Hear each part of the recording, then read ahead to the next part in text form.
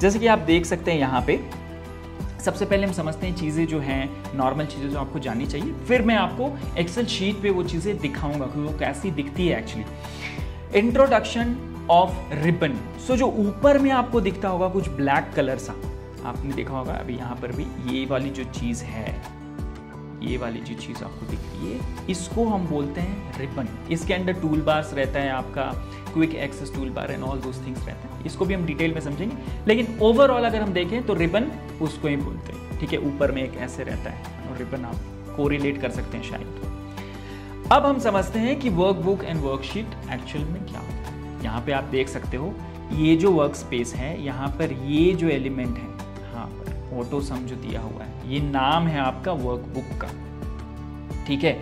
और ये जो चीज़ें नीचे में रहती है, इनको हम लोग बोलते हैं वर्कशीट्स। बहुत आसान है, इसको आप रिलेट करके देख सकते हो बुक से, ठीक है। बुक का जो पूरा बुक रहता है उसको आप बोलते हो बुक, और अंदर में जो शीट्स रहते हैं उनको, और पेज जो रहता है उनको आप बोलते हो पेजेस, राइट। तो यहाँ पर भी सिमिलर कॉन्सेप्ट है, ये पूरा वर्कबुक है और इसके अंदर आपके वर्कशीट्स हैं। इसके अलावा भी एक चीज़ जो समझनी आपको ज़रूरी है, वो है कि बिल्डिंग ब्लॉक्स क्या होते हैं एक्सेल के। सबसे पहले इसके अंदर आपको मिल जाते हैं फॉर्मूलाज।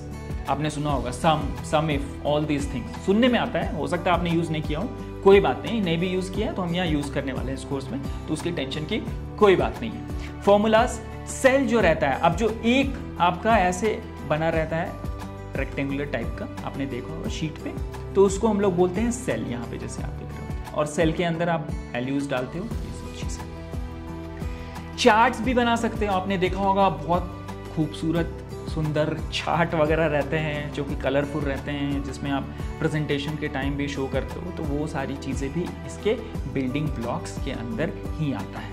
वर्कशीट्स जो हैं, अलग अलग वर्कशीट, एक वर्कबुक के अंदर मल्टीपल वर्कशीट। जब आप डैशबोर्ड बनाने जाते हो तो देखते हो अलग अलग जगह से डेटा लाके एक चार्ट बनाते हैं, फिर उसको रिप्रेजेंट करते हैं, उसको डायनेमिक बनाते हैं ताकि सेलेक्ट करने पे हमें वही डेटा दिखे जो हमें देखना ज़रूरी है। तो ये सारी चीज़ें बिल्डिंग ब्लॉक्स हैं, और भी सारी चीज़ें हैं जिनके बारे में हम डिस्कस करेंगे, बट बेसिकली ओवरऑल अगर आप देखो तो बिल्डिंग ब्लॉक्स ऑफ एक्सेल यही है।